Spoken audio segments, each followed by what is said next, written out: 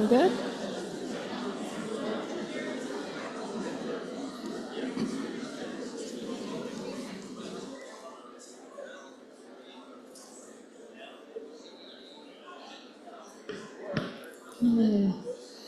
If everyone could take their seat, I think we're going to go ahead and get started.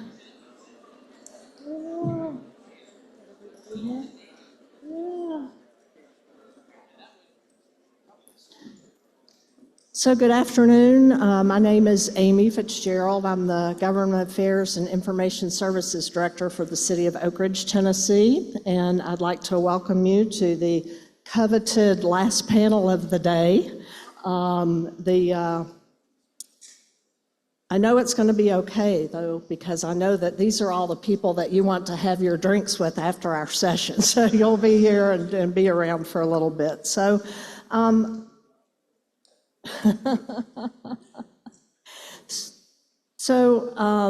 think real briefly, I'm just going to walk through our panelists today. We're really going to have a conversation, and I think most everyone knows most everyone on the stage here, but just very quickly, starting to my right is Mark Bollinger, the manager of the Carlsbad Field Office, Joel Bradburne, from the manager of Portsmouth Paducah Project Office, Mark Brown, the manager of the Idaho Cleanup Project Office, Michael Budney, the manager of the Savannah River Operations Office, Jessica Kunkle, the manager of EM for the Los Alamos Field Office, Jay Mullis, the manager of Oak Ridge Office of Environmental Management, Brian Vance, the Office of River Protection and Richland Operations Office, and Jack Zimmerman, the director of the Consolidated Business Center. So I want to say I'm really honored and privileged to share the stage with this esteemed group of individuals. And as Secretary Granholm said this morning, these individuals are public servants, and they exemplify, this team here on the stage, truly exemplify public service in the Department of Energy. These managers have some of the most difficult jobs in the federal workforce, and you think of all the different hats that they have to wear, which I have thought about in planning for this session.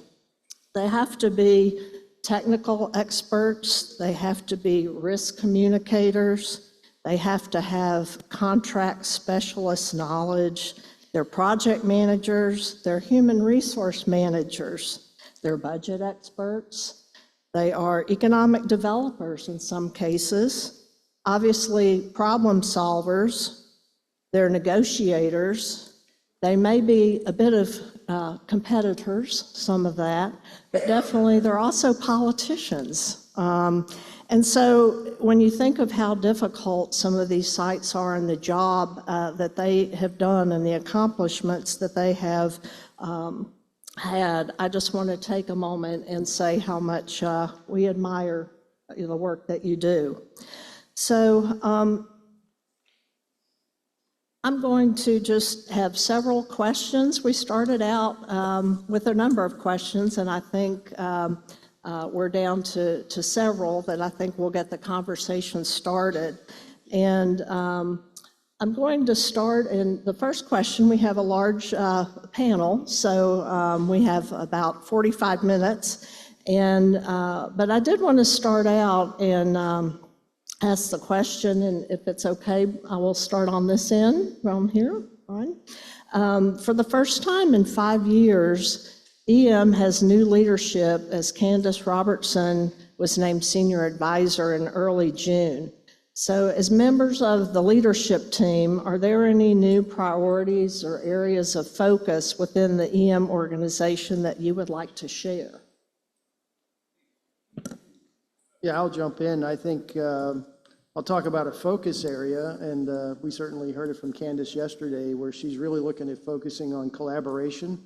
And I think that's collaboration not just across all parties, but really focusing on collaboration between headquarters and the field. And I think there's a sense that sometimes there are some disconnects there. But it was very clear. I mean, I think we all know that, the overarching priority is really the mission enablement and a mission accomplishment.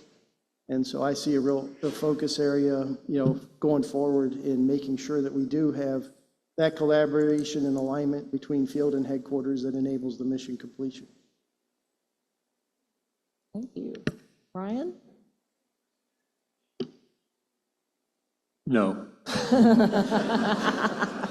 No, in reality, if you think about where we are today at Hanford and really the momentum across the site on multiple projects, I think the alignment that we've been able to achieve and the partnership that we've been able to achieve has been an important element of that, really the catalyst to be able to progress a mission that's technically complex, it's commercially complex, it's regulatory complex, the stakeholder environment, tribal environment, all are complex, and so great teamwork is a part of that. I think Candace has proven over her long association with the department and other roles beyond that partnership has always been an important part of her leadership approach to business, and so I'm grateful for that focus. I think it's what we can build upon to continue to move the mission forward, and I think it's vital for us to be able to capitalize on what I think we've worked hard to set conditions to achieve as an EM team in the future. So I don't see any major changes in the direction. I think we just have to continue to find ways to build upon that philosophy to achieve even more than we've accomplished so far. Thank you. Jay? So Amy, before I answer that, I feel like I need to address an issue from this morning. Evidently, several UT grads were here and came up to me at the break, rather upset. And I'm just going to apologize for mispronouncing Neyland Stadium. It was interesting to me, though, that of all the places in the U.S., evidently a lot of Welsh settled in the Knoxville area, hence the use of Y as a vowel. So my apologies, roll Tide. With that, Hey. well, I get one clap. Must be one Bama, right? My school, of course, that I went to is so small, it's like a high school game, so there's that. But no, I think to answer your question, be a bit more serious here for a minute, I think to some degree we've enjoyed a continuity from Ike to Candace, though I think Candace brings some unique perspectives on the role of the community, having given her background. She certainly has, at just about every opportunity, talked about that. I think you heard her talk about that obliquely this morning. And so I think there will be a real focus on that and on what this partner or workshop's theme is, which is partnerships. I think we've seen an evolution of that over the years. I can still remember when we went through we sent a nasty letter, we get a letter back, we sent a nasty letter. And I've enjoyed seeing that evolution that has occurred over multiple EM1s and enjoy and appreciate the continuity that has occurred there, because that could be lost very quickly. As much effort as we put into it, it's very easy to get back to the days of not having those kinds of partnerships. But hopefully, as we continue to highlight the successes here, I think you heard about some of those this morning, you've heard about some of those on the various panels today, that will get the buy-in, and I think Candace is really interested in that. And it makes me feel good to work for someone like Candace and Jeff that do want to have partnerships with industry, with the communities, where it's very important for EM to have those partnerships, and with our fellow program offices as well. Thank you. Hey, Jessica. I'm a little bit of an outlier here because I don't have the benefit of having worked with Candace's predecessor. In fact, I think Candace and I actually both started our new positions on the same day. So I'm not really sure that I can provide much perspective of any new focus areas, but some of the things that I've definitely picked up on my short time here are some of the same themes that my gentlemen to the left have already said, including partnership and also innovation. And those two things are really important to me, and those, honestly, partnering to achieve results and thinking about new ways of doing things, tackling hard challenges together, is something that really energizes me. And so I'm actually really, really excited that I've picked up on those two key themes in just a short period of time. And I'm looking forward to continuing those themes in my new role. Well, and I appreciated what you said this morning about having grown up in Los Alamos and having the relationship with your dad and being in this position all those years later. So, Michael, I'd like to comment? Yeah, so like Jay, I have to make one correction to what was said earlier. Sherlock is not my dog. He's my wife's dog. He pays no attention to anything I suggest that he do. But he has me well trained. Every morning, I'm the first one to take him outside. Every morning, he hides under the bed. I have to get down on my hands and knees. He rolls over on his back like I'm down there just to pet his belly. I have to grab him by the hind legs, pull him out, put the leash on. Then he jumps up like, oh, we're going outside? I didn't know. I think the biggest thing we're seeing more that I like a greater emphasis on the partnership stuff that Jay talked about too. Like Jay, the last thing I want to do is send our contractors a letter. We like to get together in a room, face to face, discuss the problems, figure out where we're going to go from here. Not about necessarily how do we get where we are, but how are we going to get to where we need to be, and set the course together, get a plan together. The last thing we want to do is start sending letters back and forth, because that's a very slow way to do business, a very inaccurate way to do business, and it causes a lot of confusion. So that partnership with the contractors and the partnership with headquarters, I think the expectation is that we pick up the phone and call somebody and talk to them in person to sort things out, not be sending emails and tough issues. So. Art. One of the other focus areas that I picked up on was diversity. And I think we all have room to embrace diversity. And by using and capitalizing on diversity, we get new ideas, new opinions, and new ways of doing business, new ways of maybe treating difficult waste, new ways of packaging spent fuel. So valuing diversity is one of the key tenets that in EM that we will embrace. And at the Idaho Cleanup Project, we embrace it as well. Yeah. Oh. Well, I have no corrections, and I don't have a dog either, so. But I would say ditto on what my other colleagues have mentioned. But I would also say that it's been a pretty easy transition. I'd say, Ike did a good job of preparing for it. He brought Jeff in. Jeff's been a stable, factor for us. Ike leaving and Candace popping in. I think the values that we've seen before, the values being carried forward, and the partnership and the teamwork, different perspectives. I think that's always a good one. So I don't. The other bit I would mention is support, because it is, you can get a lot of stuff from a lot of different angles, and it's good to know that you have people that appreciate that and are there, if you need to have a conversation and an ask. So. Well, at 4 o'clock in the afternoon, we need to spice it up, and I don't mean pumpkin spice. I mean New Mexico green chili spice. But Jeff is in the front row, so I won't. Too much.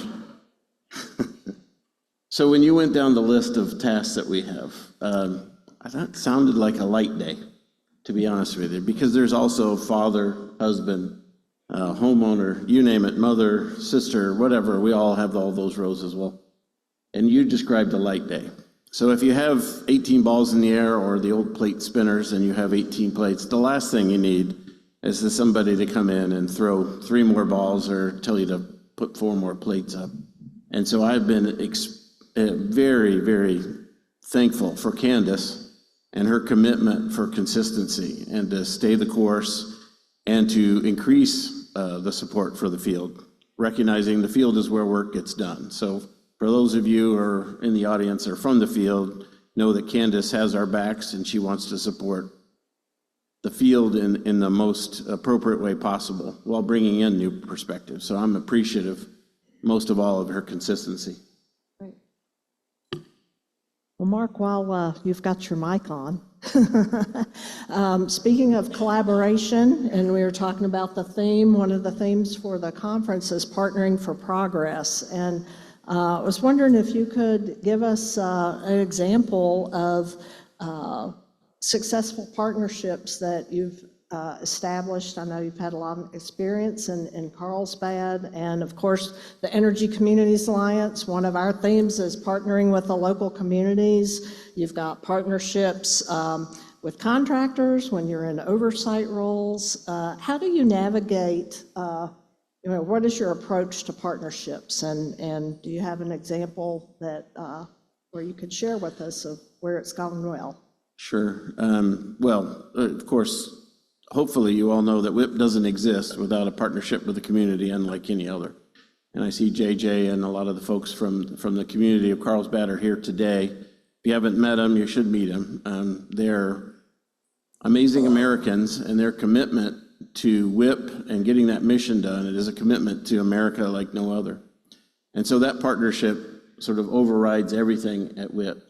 But the ECA is another great example of how they've helped us through our permitting process in the last few years by letting the state of New Mexico know just how important WIP is to the rest of the complex. And I can say it till I'm blue in the face, but when the ECA says it, they listen. And even this year, they're helping our permitting process by asking the entire country what legacy waste means to folks. And they've helped us with our Q&A of the country about what legacy waste means, and that will be fed into our permit process in a requirement. And so it's an amazing commitment from that community. And so I'm truly blessed to be at WIP, where the support from our partners in the community are just unbelievable. Joel. I'd say kind of likewise, like Mark. I'm very, very fortunate to have the teamwork, the partnership, between just super federal team, a super contractor team, a super labor, both on the USW and on the building trade side, community support. I mean, I just you sit back and you go, man, this is. You just don't want to let anybody down, because it is truly a team effort. And examples, crap, I'm sitting here thinking of them, and I'm rolling through about 100 of them in my head right now. I mean, they talk routinely. It used to be, I would say, hey, have you talked to Portsmouth, or Portsmouth, have you talked to Paducah? And it was, oh, that's a good idea. Anymore, it's like, no, we've already talked about that, right? Need-wise, I mean, all the things down to, hey, we're shy TLDs this quarter, right? And then somebody pitches in and drives them there, for goodness sake, about, on a tight budget. I mean, we try to get a bang for the taxpayer dollar. And so how can we partner, and get work done, that needs to get done, considering contract scope and considering, respect for each other's role and responsibility. And it happens. It's incredible. So I'd like to say, what you laid out is tough and challenging, but, going, hey, there's a lawn chair here and a beer. Let's just watch this show. I mean, I just can't say enough about all the support that the federal team provides. They're top notch. The contractors, and they all work well, respect each other's roles, right? So don't want to wade in and tell somebody how, just what. And likewise, if there's a better way to do it, it's just, I'm just very proud of all the work that everybody does, and I'm happy to be a part of it. Thank you. Mark, thank you. In Idaho, we've established some very effective partnerships, absolutely good partnerships with our contractors. They're the ones that do all the work. But some key elements that make that an effective partnership, one is we have open communications. We frequently communicate. I communicate with state representatives from the Department of Environmental Quality in Idaho. I don't have an issue calling them up on my cell, and they'll pick up because they know who I am. I extremely value the relationship and partnership we have with our Citizens Advisory Board. We have members of them here, which I am extremely excited to see. With our neighboring communities, the Mayor of Idaho Falls, the surrounding mayors of the site, Butte County Commissioner, who's also here, which I'm very pleased to see. So open communications are very important. Honesty in everything we talk about, and I've stressed that to my staff as well. But I also want to ensure that all of our partners are well informed, not only my contractor partners when new requirements come down from headquarters or from industry, but I also try and keep our community members well informed, the Citizens Advisory Board, the state contacts that I associate with, both with the Attorney General's office, the Governor's office, and the Idaho Department of Environmental Quality. So open communications, frequent communications, and keeping them well informed are all keys to a successful partnership. Great, thank you. Yeah, I think one of the best examples of working with all our partners on a project, and I mean all our partners on a project, was when our liquid waste contractor, SRMC, came to us and said, hey, we want to change the way we're going about finishing the tank mission. Because up until then, it had been empty a tank, fill it with grout, go to the next tank. But they identified correctly that that was not the best way to reduce the risk to the environment. That a tank that's emptied doesn't really have much risk to the environment. So there's no reason to go fill it with grout right away when you could be spending that money to work on the next tank. So we changed the approach to empty the tanks that are of most concern first, so we'll go back and fill them with grout when we can. That required SRMC to coordinate with the SRNS contractor because they're sending waste also from H Canyon. And then the DOE team went with EPA and the Department of Environmental Services for South Carolina to get them on board with changing the way we were doing this major piece of business. Meanwhile, my external affairs team and I went and talked to the mayor, city manager, the county council leadership. I have regular meetings with the president of the Chamber of Commerce, the head of our community resource organization, heading the economic development organization. Of course, we talked to the Citizen Advisory Board. And so when we made the change, and the Defense Board, and when we made the change, it was a no, never mind. Everybody was already lined up for this to happen. They understand how we were going to reduce the risk more rapidly than we were in the old manner. And it was a big success because we'd worked so closely together and informed everybody in advance. Thank you, Michael. Jessica? I have to start with a correction on behalf of Mark. When he said New Mexico green chili, he meant New Mexico Christmas. Got you covered, Mark. Whichever you like. You know, we all share the same sort of framework of the strategic partnerships that we have to maintain at each of our sites. And, you know, one of the unique aspects of being at Los Alamos is that I also have to make sure that me and my team, as well as our contractors, are maintaining a strategic partnership with our NNSA partners as well. And so one of the things that we want to make sure that we do on a regular basis is really understand that we're doing the right things at the right time, because we know that we cannot disrupt or impact that incredibly vital national security mission that Los Alamos is working to achieve on behalf of all of us. So that, I would say, is another element of partnering at Los Alamos that is a little unique for the sites, with perhaps the exception of Mike. You know, and then the other thing that I think about with partnership within the EMLA team is, just partnership with headquarters. So just a tangible example of something that we've been working on is a new documented safety analysis for an area at Los Alamos.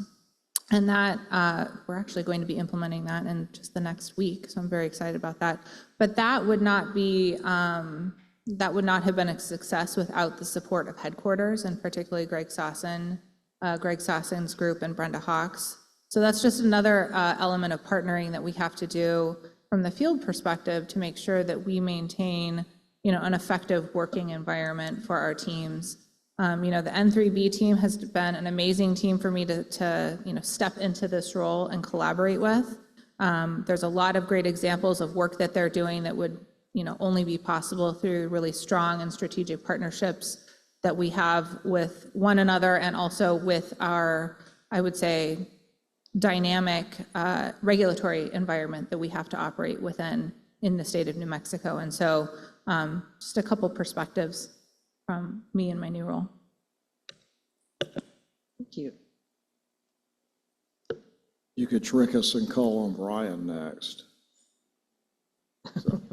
A couple of examples for us. In Oak Ridge, there's 3 sites. EM is responsible for one, NNSA for the other, science for the other. We do cleanup at all 3 sites. We run systems at all 3 sites that support missions for the other 2 programs. We've also had NE facilities that we have remediated and torn down as well. So all of those have required a partnership, a relationship to move those forward. Probably the most recent example, and I think you probably heard about that if you were in here to hear Chairman Fleshman talk about, was the transfer of the property to Orano. What I think a lot of folks don't realize is that was not EM property. That was actually property that was owned by Science, that Science asked us, because of the experience we had with property transfer, to do for them. So we signed an MOU to do that for them. We did that. That could not be done without the relationships and the partnerships we've developed over the years with the regulators who have a role in that, to be able to say that property is available for transfer. It also would not have happened without the involvement of the community. The original requester of that was the Roane County IDB. Since then, through a partnership that Roane County and the city, they've jointly requested we transfer that to the Oak Ridge IDB, which we will do. And in the process of doing that, in addition to that, to let Orano get early access, we went through a process of getting them a real estate license to be able to start doing their geotech work and accelerate that. Part of that was the request of Orano, but also of the city and of the congressman to try to accelerate that. So you can see how complicated this can get with all the folks involved. And if you don't already have them on board and already partnering or have a good working relationship, then it's not going to happen. And it's taken years to develop those and a lot of tending to keep those. But that's important for us to accomplish our work, because I've been there in the good old days when we didn't have those relationships, and it made it very difficult to accomplish stuff. Case in point, since 2008, we had not had a primary document approved until we got to the latest landfill. And I think that experience of going through that helped the regulators understand that we didn't need to send everything to the secretary and the administrator of EPA to resolve. That didn't actually work out well for anybody involved. And so I think that helped facilitate the partnerships we enjoy with the regulators today, which are extraordinarily good relationships. We all get what we need out of that. That's not to say they let us get away with things, but instead of always looking for where we differed, we looked for where we had common interest. Everybody wants to clean up. Everybody wants to live in a clean environment. And so there ought to be a way to get there. And I think that was the impetus that kind of helped us develop those relationships. And I'll be honest, I don't want to go back to the days where I'm constantly fighting and disputing everything with the regulators. So I think that's what's in it if you need the sales pitch of getting a partnership developed with your regulators. And to that end, I think the Oak Ridge model has been used, I'm going to give a plug here, for EM4, has been used to develop the Regulatory Center of Excellence down at Savannah River National Lab with Longenecker and Associates. And I would encourage you, if you're struggling with your regulators, perhaps reach out, see what they can do to help you with the partnership. Shameless plug. Well, I think at Hanford, we got to start with, I'd say, the recognition that we had to be a better customer. If you think about the history of the site, lots of reasons, two DOE offices on the same site, 6 contractors, multiple contract types. We had to kind of fight through a lot of the structural challenges, but the core recognition was that we weren't as good a customer as we could be. So you start with things like assume noble intent and look at your contractors as partners, look at your regulators as partners, be constructive, be positive, create the conditions for credibility and trust to be built, remove barriers to contractors being able to deliver the mission in the complex world we live in. And then in that process, also reimagine the site as we did in the 2018, 2019 timeframe, moving from the 2-office model really when I received the opportunity to take on both offices, then I could only be mad at myself, which was sobering. To reimagine what Hanford would need to look like going forward as we created the opportunities for the direct feed low activity waste program to come to life. Matt talked about it a little bit this morning. It's really all contractors working to get together to deliver that capability on literally the world's largest machine across all the technical and commercial interfaces. That's not possible without the customer, the department, leading the way and creating the conditions for those conversations and that capability to be delivered. And we coined One Hanford as a means of starting to break down some of the existing historical barriers to communications, collaboration, and teamwork, but we also had to start that process and lead the effort. Your customer, every site, every outcome is customer either enabled or inhibited, and we just owned the fact that we had to be better. So that started the transformation. And then as we build upon that, you think about all the things we're accomplishing now, the holistic negotiations agreement after 4 years and 100 sessions with the Washington Department of Ecology and the Environmental Protection Agency. You either come out as partners or nobody comes out of the room, everyone's dead, right? You've killed each other in that forum. And so we're lucky enough to have Stephanie Schleif and the Washington Department of Ecology and the Washington AG's office and the EPA really in a different mode of operations now that we've gone through that experience together. And as we look at the site going forward, we have to build upon that. That doesn't mean we're not going to be challenged. Hanford is a challenging place. We have technical issues every day. We have regulatory issues we have to work together to resolve. We have to partner with our community better. I think we've done that. We have to partner with our state. We have to partner with Oregon. We have to partner with the tribal nations. All those activities really center on our commitment to create the conditions for success and being willing to say, we didn't do that right. We could do that a little bit better. We could do it in a different way to achieve those outcomes. And it's a sobering process to go through. Once you've got everybody kind of bought into that mode of operating, good things happen. And so we've really committed to that. I would tell you that I think our partnership model has been the catalyst for the transformation. And what we have in front of us to achieve, really creating the conditions for 13,000 people all working together, having the same vision, not seeing each other with all the things you could look at across all these, barriers to teamwork, and see somebody that's not the same as you, seeing everybody as a Hanford teammate. That's really the power of what we think we've done and what we think is the future. So, partnership is the core of that. And I think as long as we continue to focus that way, the momentum will continue to build, and the upside potential for what Hanford can be in the future really today looks very, very bright. All right, thanks. So at the Consolidated Business Center, besides providing, the acquisition services and business services to a number of sites, as well as EM in a whole, we have line management responsibility for 10 of the smaller sites. And just because it's a smaller site doesn't mean there's smaller problems. And I think the most significant, tangible example I have to share the success that really resulted from the partnerships that occurred to make it happen is right now is that the West Valley Demonstration Project is executing the main plant process building demolition and cleanup. And it's doing it through an open air demo process. And I've got Steve Bousquet in the back of the room, the federal project director, who was, a primary player in making sure that this happened. But, the main plant process building is a fairly large building, and it's also, at this point, it's probably one of the more complicated demolition projects that the department's taking on.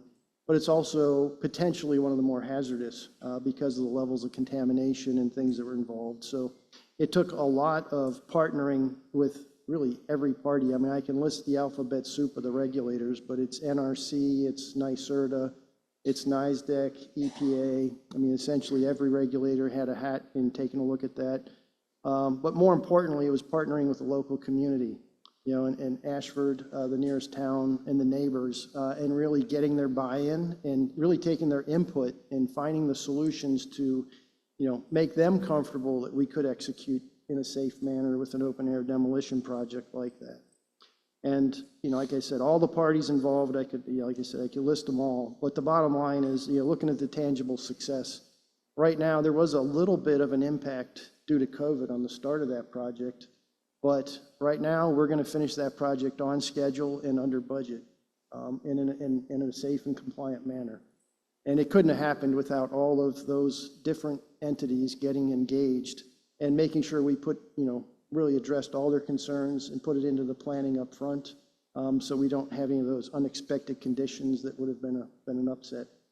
So just really, that's been, I think, a great example, and I look forward to next year talking about the completion of that project.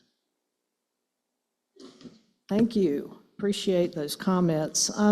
One of the things, if you read the bios for our group here, you would be amazed at the depth and the breadth of their experience. And when you get to the roles that they are in, you've got folks that have, nuclear submarine experience in the Navy. We've got folks that have done roles at headquarters and EM and NNSA and worked in the private sector and have worked at different sites across the complex. And one of the questions that comes up from time to time, and I would be interested in your thoughts on this, is, given your depth and breadth of experience, how do you kind of balance looking at technology and development and innovation and some of the work that you do?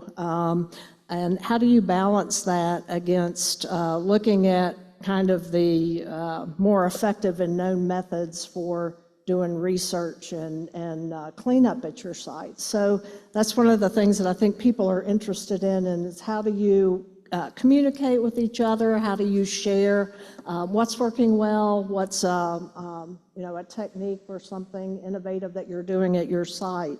And, how do you balance that with looking at what or, tried and true methods? And I open it up. I will. Yeah. So as we're learning, WIP is only about 44% full of the Land Withdrawal Act. So that means, and it's been 25 years, and tomorrow morning in the early session, I'll celebrate 25 years of waste and placement. So that means, as a pilot plant, I get the question, are we still a pilot plant? And has anyone in the world experienced year 25 doing waste and placement? No. Will anyone else in the world have experienced year 26? No. We're still the pilot plant for the world in many, many ways. And so our team is trying to blend in a number of new technologies. We've spent a lot of time with Sandia National Laboratory over the last few years, looking at ways that robotics, drones, alternate technologies can make the site safer.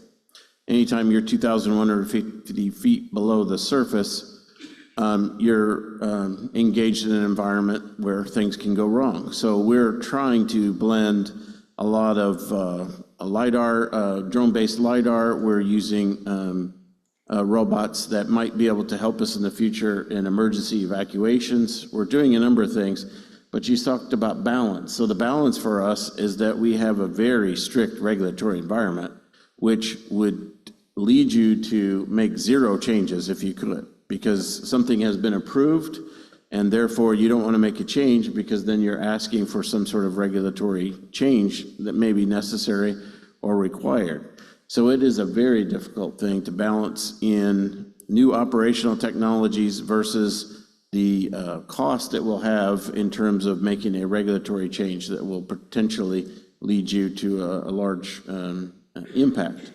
Having said that, we think the best thing we can do is to lightly blend in new technologies especially in cases where it can add to our operational efficiency and add safety to our workers. And so we're embarked in that very heavily, and as we're going to be around for decades, we're going to do more and more. Anyone else? Yeah, I'll share something, although it's probably more focused on efficiency and on the business side of things. And looking at the application of artificial intelligence, we've got right now it's just more of a pilot project. We're looking at knowledge capture and using artificial intelligence to try to capture the knowledge of how all the people, do their business, and then turn that into a tool that would help the new employees. They can just type in a question. And the simplest example was something like, how do I get my badge? And then it actually worked. It spit out the exact directions on how you go to get the badge, who you contact, and the number you call, and things like that. And that's just the start of it. And then we're looking at expanding it out broader. That'll be next phase, and taking a look at, more into the operating processes. So it's just a new technology. We're doing that in-house with our own resources and evaluating other tools. Then I'd throw out the other thing I was going to mention in this particular area is really looking at some of the tools that we have for supply chain management. So I've been working with the Supply Chain Management Center and looking at some of the tools they have available and trying to improve, basically EM's risk management when it comes to supply chain that was really highlighted during the COVID epidemic. So I'll put in a plug, and I know we've been working with Supply Chain Management Center. We're going to have a workshop in October, which is really focused on the supply chain practitioners. I think we're going to have representatives from all of the EM contractors there. And the Supply Chain Management Center actually already has tools that they have available that they can, and we can readily buy them from them, and they can use that. And it has artificial intelligence elements in that to help us do a better job on the risk management side of the supply chain. Anything else? Jay? Yeah, I'll take a slightly different angle, and I think Mark kind of hit the nail on the head for EM. We're really not a research entity. We're looking for that balance of where we can take either technologies that are applied over here and translate them over, or technologies that are almost mature and maybe mature them for our particular purpose. I won't talk about the specifics in Oak Ridge necessarily, but that is one of the reasons that we developed a chief engineer position in Oak Ridge, is because there are some pretty knotty technical challenges at Y-12 and Oak Ridge National Lab. Y-12, it's mercury that we're finding everywhere and is difficult to deal with because of the vapor issue that you have with the workers. And potential uptakes from that. Over at the lab, they produced about every isotope on the table, periodic table, including the new one, Tennessean, or I'm probably saying that not quite right. Kind of like Nayland. You're seeing a theme here. What do you expect from somebody that grew up in South Carolina anyway, right? But that was the reason we wanted to name a chief engineer and start an engineering focus on some of the needs for those technologies. And our chief engineer is plugged into the TD organization at headquarters now, where there is some funding for looking at further developing technologies for some of what we have. We've actually had some side meetings here. But as well, I think headquarters has had a recognition, and certainly Ike started having an emphasis on that over the last year of his tenure.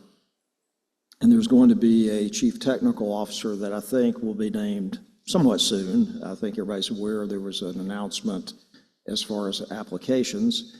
And there was a reorganization as well to bring TD Lab Policy Office, which had some oversight of Oak Ridge or Savannah River National Lab, along with some of the work that was done, for instance, at CRESP, and pull that into a single organization so there's coordination. In addition to that, every so often the sites will get some funding associated with a particular area. In Oak Ridge, that's been groundwater for us, and also Mercury. And it's an effort to, you had asked how we coordinate that. This is, I think, the effort to at least try to bring that to one area so that we know what each other are doing.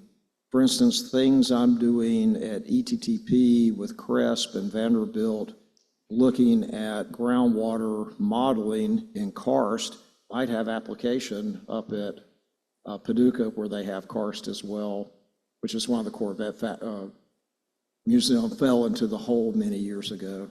That's an interesting story. See me at the bar, I'll tell it to you. The guy was amazed that we thought $3 million was not a lot of money. When he repaired, that's what it cost to repair the Corvette factory, or the Corvette museum. But anyway, that's how I would answer that, that I think there's a recognition for the need for technology, how we go about doing that, that there needs to be better coordination. I think you're seeing the organizational changes that are needed for that. So. Well, thank you, Jay. We're kind of running down on our time, and I want to make sure that I get everybody's input on this last question because I know everyone's going to be interested in it. And at this point in your site's progress, what are the other major challenges you see, and what are you planning for? And how can industry and the local community partners strengthen collaboration to address these? And Michael, can I start with you, or if there's some closing thoughts? Well, yeah, we have the two biggest challenges we have are one, that we're working on in all kinds of ways. And in answer to your previous question, the real key to innovation and doing things differently than you've done before is to get young people involved. We wouldn't be flying drones around inside of our waste tanks today if we didn't have young people telling us this is the way to do it instead of permanently installing crawlers in there like we have accidentally in the past. So along those lines, obviously the liquid waste is our main environmental issue that we got to get solved. We got to get the whole system to operate more at a higher capacity so we can get to our target date of 2037 to get that mission completed. And it's a very, very challenging piece of work we got to do here. A lot of pieces got to fall into place, from making SWPF operate faster to making the entire system's availability come up higher. But when that happens at the end, and we're looking for great ideas in this area, when the liquid waste mission is done, and actually a couple years before the liquid waste mission is done, we're not going to be able to operate H Canyon anymore. And what do we do next for our spent fuel that will be left over? We're trying to empty L Basin as fast as we can, but we're not going to get it fully emptied before we can. And a couple years before liquid waste can no longer accept a discharge from the canyon, we're going to have to stop processing spent fuel, because we're going to have to, if we're not going to operate the canyon, we're going to have to forward flush all that material out of there and get it all disposed of that's in those tanks in the canyon, because we can't leave it in there and finalize that mission. So what comes next after liquid waste in terms of the environment and spent fuel is of great interest to us. How about Idaho, Mark?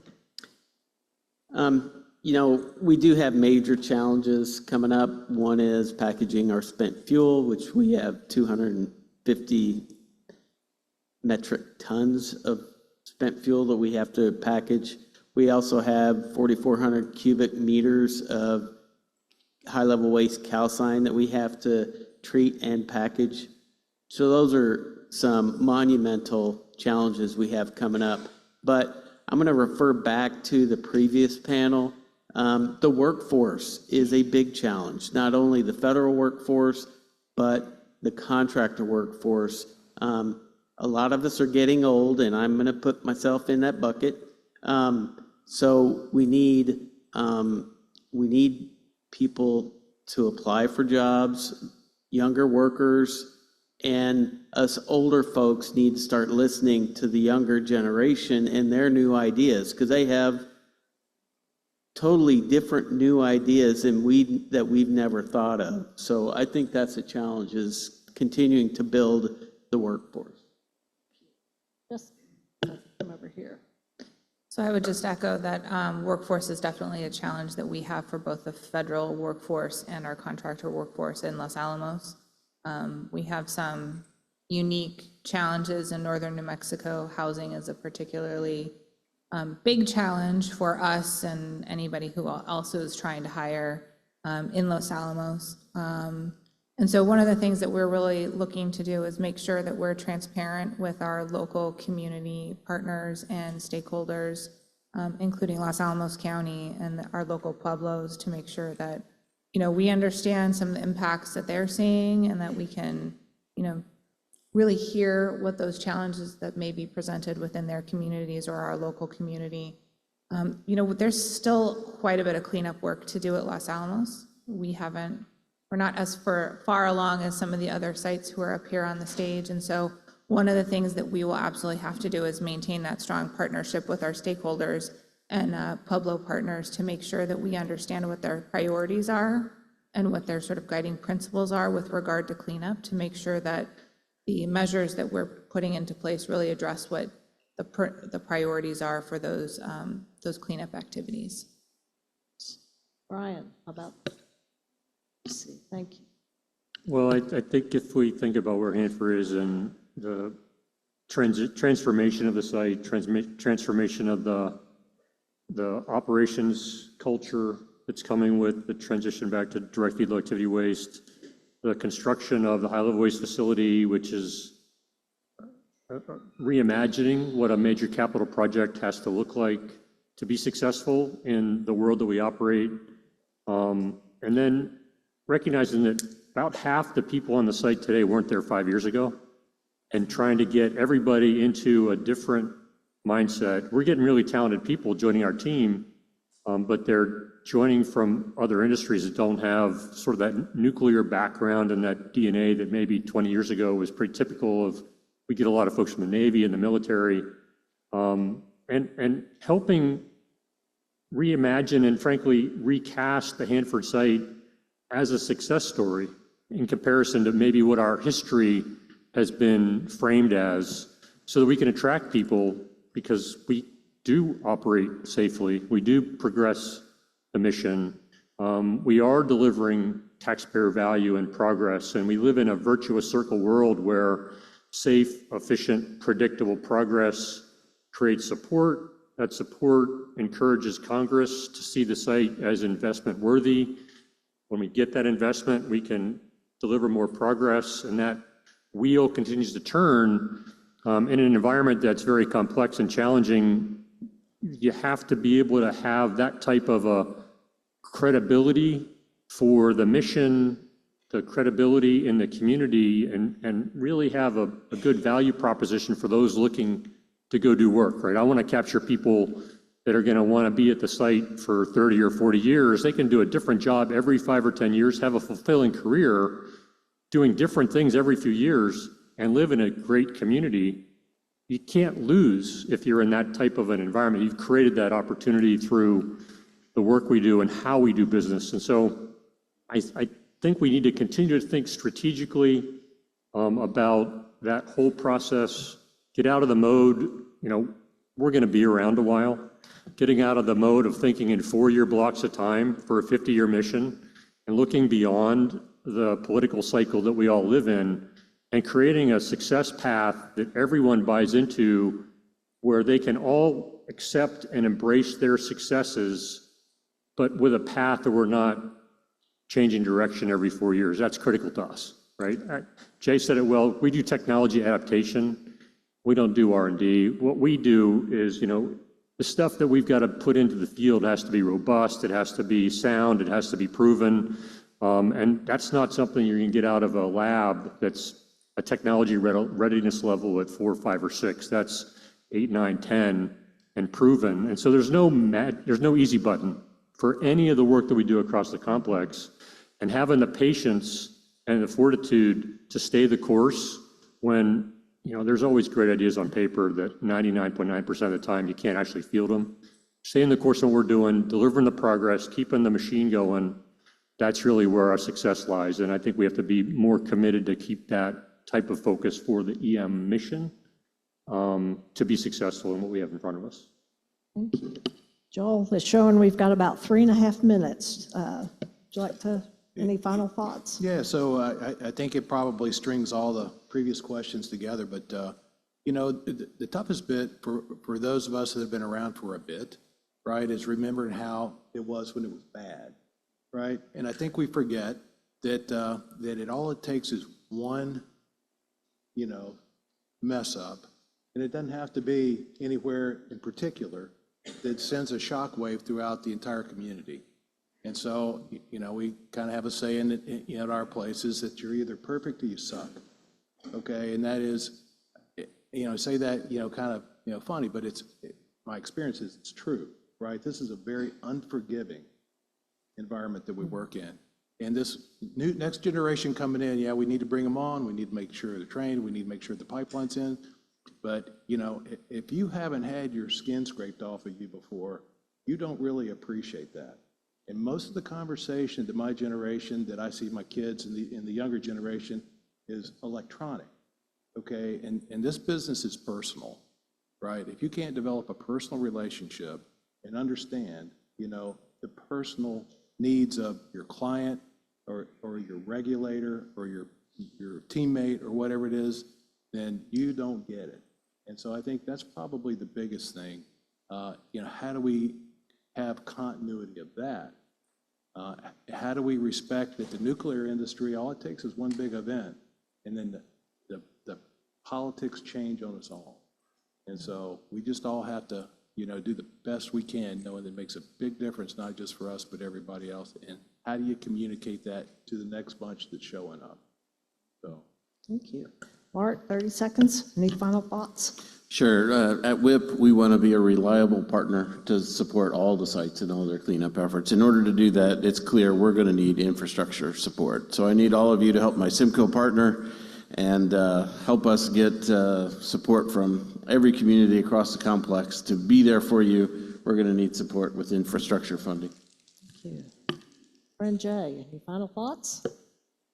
Well, it looks like keeping everybody from a drink or dinner, but so I think I have about 30 minutes of final thoughts. You guys will bear with me on that panel. Very quickly, you asked about challenges. I think the two technical challenges that I've got in front of me right now is how to treat the sludge at Oak Ridge National Laboratory. And then we talked about the mercury issues at Y12, where we're finding it to be rather ubiquitous and in areas nobody ever anticipated the mercury to be. So those would be the two biggest technical challenges. And I think the way we deal with all this, and I think you've heard it from almost everybody, is it's about relationships and making those connections, whether it's with the community, the regulators, our fellow program offices, and the field managers. Thank you. Yep. Jack, any final thoughts? Well, I'll build a little bit on Jay's, and I did want to emphasize this piece, but, a couple of my challenges are, really does deal with difficult waste disposition.